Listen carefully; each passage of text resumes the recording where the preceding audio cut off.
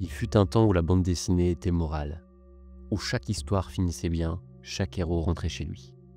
Pas trop de sexe, pas trop de politique, pas trop d'idées folles. Juste ce qu'il fallait pour plaire aux parents et rassurer les profs. Mais voilà, à la fin des années 60, tout ça commence à craquer. Les artistes veulent plus, les lecteurs aussi. Et dans ce silence, quelqu'un va commencer à hurler.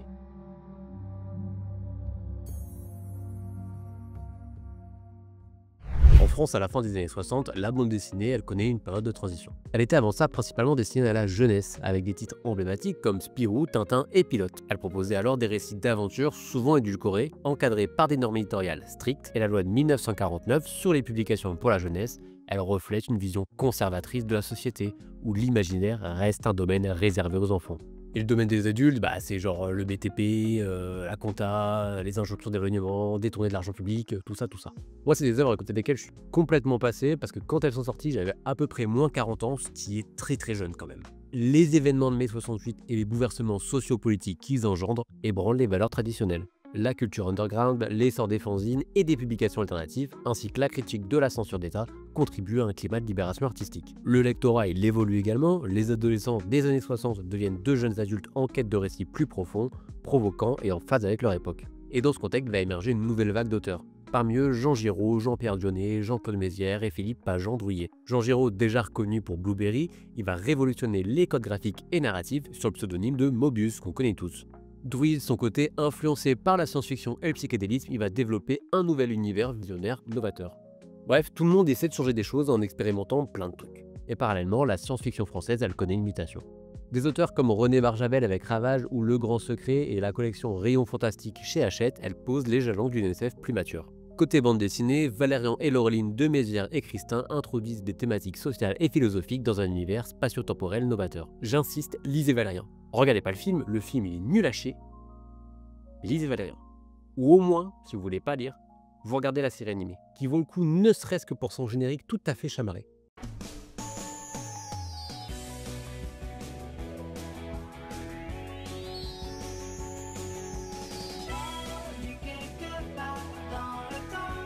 Il y aura toujours des étoiles. Pardon. L'influence anglo-saxonne, elle se fait également ressentir. Philippe K. Dick, 2001 l'Odyssée de l'espace, les pulps, la New Wave britannique, les comics underground américains et la musique progressive incitent à explorer des imaginaires plus sombres, introspectifs et expérimentaux. Et c'est dans ce climat d'émulation artistique sans précédent qu'en 1974, 4 figures emblématiques de la BD française, Jean Giraud, Jean-Pas-Philippe Drouillet, Jean-Pierre Dionnet et Bernard Pageant non plus Farkas, décident de créer un espace d'expression totalement libre. Ils fondent ensemble, fond, métal, tu l'as? Ouais. Ah, c'est un métier, hein. C'est pas le mien, mais c'est un métier. Ils fondent ensemble donc les Humanoïdes Associés, une maison d'édition indépendante qui veut rompre avec les modèles traditionnels de la bande dessinée franco-belge. Explorer de nouveaux territoires à la croisée de la science-fiction, du fantastique, de l'expérimentation graphique et d'introspection métaphysique. Rien que ça. Leur premier grand projet, c'est un magazine trimestriel, Métal Hurlant. Et au cas où tu l'as toujours pas compris, c'est de ça qu'on parle aujourd'hui. Le premier numéro, il paraît en janvier 1975. À savoir qu'on est passé à côté du titre Cyborg, jugé à raison pas assez percutant. Dès la couverture, le ton il est donné. L'univers proposé, il est adulte, étrange et dérangeant. La couverture, je suis sûr que tu la connais, c'est celle de l'alien chelou qui a des gros tétés.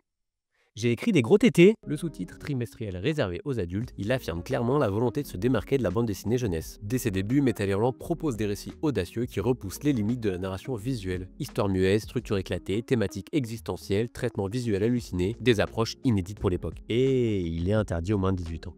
Ce qui n'aidera pas du tout à faire monter les ventes, on va pas se mentir. Par contre, la liberté laissée aux auteurs, elle est totale. Chaque page, c'est un terrain d'expérimentation où les conventions sont brisées. Le magazine va rapidement attirer un lectorat avide de nouveautés, de radicalité et de transgression. Il se distingue également par son format plus large et son impression de qualité, affirmant sa dimension d'objet artistique autant que de son support narratif. Les premiers récits qui vont vraiment marquer les esprits, c'est Arzac de Mobius ou Lone Sloan de Drouillet. Drouillet y repousse les limites de la composition, abandonnant la page classique au profit de structures éclatées et presque musicales. On y découvre des créatures fantastiques, des voyages psychiques, des monstres en ruine et des réflexions philosophiques sur le pouvoir, la technologie ou l'identité. Loin de l'heroic fantasy classique ou de la SF grand public, ces récits invitent à une forme de contemplation active, où l'image a autant d'importance que le texte. Et mine de rien, dans une bande dessinée, ça reste quand même vachement important.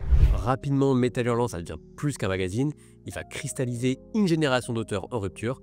C'est une véritable avant-garde graphique européenne. J'écris bien moi aujourd'hui. Les critiques le décrivent comme un ovni éditorial à la fois fascinant et déroutant. La revue s'impose comme un objet culte, autant adulé que débattu. Dans cette effervescence, les humanoïdes associés affirment une ligne éditoriale singulière. Pas de censure, priorité à la création et une exigence graphique. En quelques années, Metal Hurlant impose une nouvelle vision de la BD, exigeante, adulte et ambitieuse. Une véritable littérature graphique, pour utiliser un terme que j'aime pas du tout, mais vous voyez l'idée.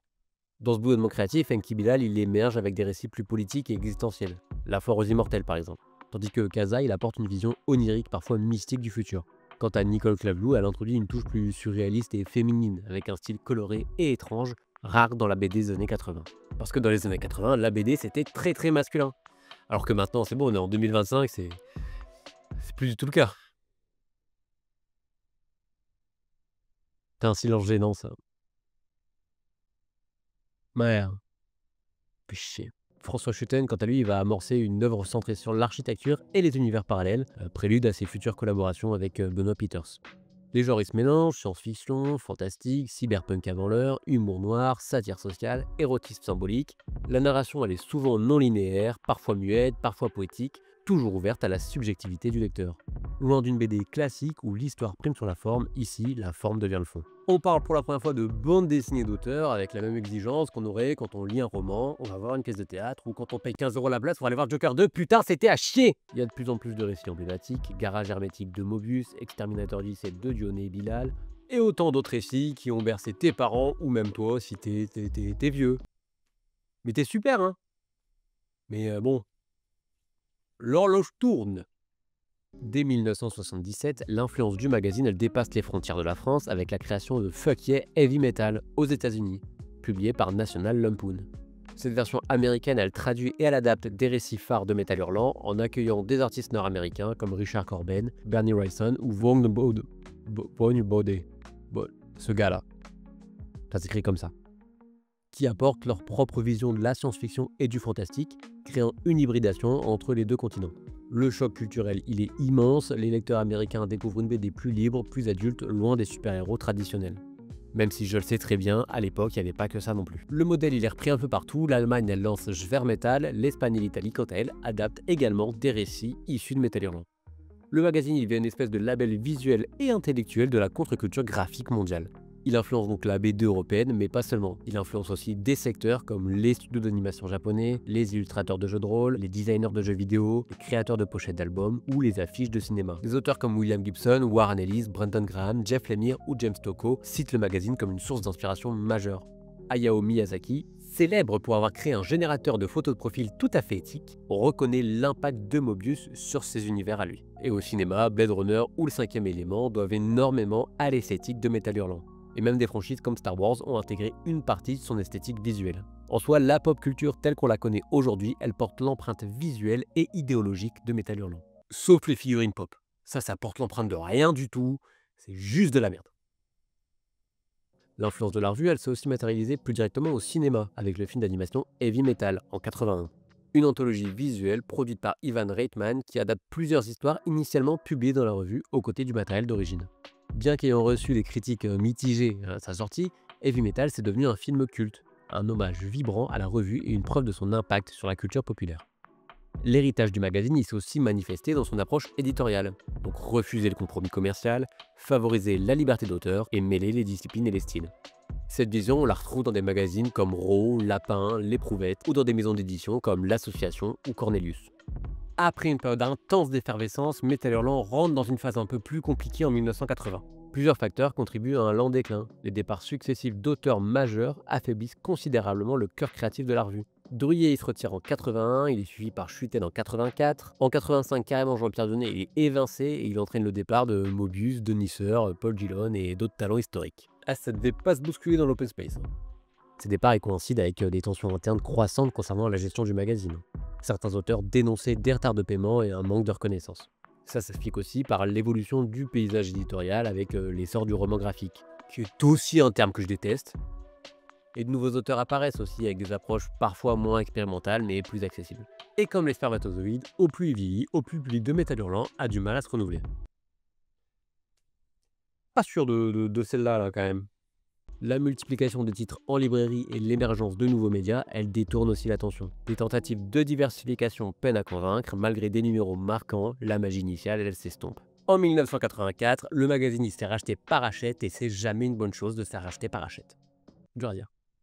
Les ventes baissent et après 133 numéros, Métal Hurlant cesse sa publication en juillet 87. Mort, terminé, encéphalogramme plat, indiquez l'heure du décès, sortez des pèdes, commencez à creuser, fin de la vidéo.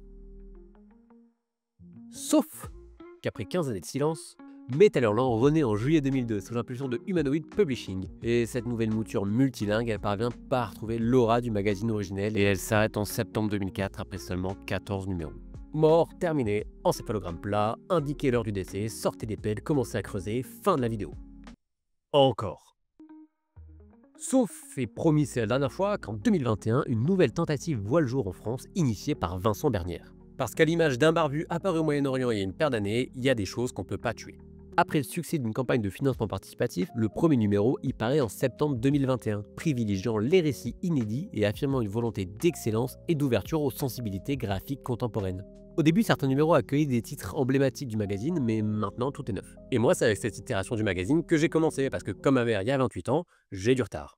Et enfin, en novembre 2024, une nouvelle expansion internationale est annoncée par Humanoid avec le relancement d'une édition anglophone de Métal Hurlant. Et le dernier magazine sorti, il fêtait les 50 ans de Métal Hurlant. 50 ans pas ininterrompus, mais 50 ans quand même.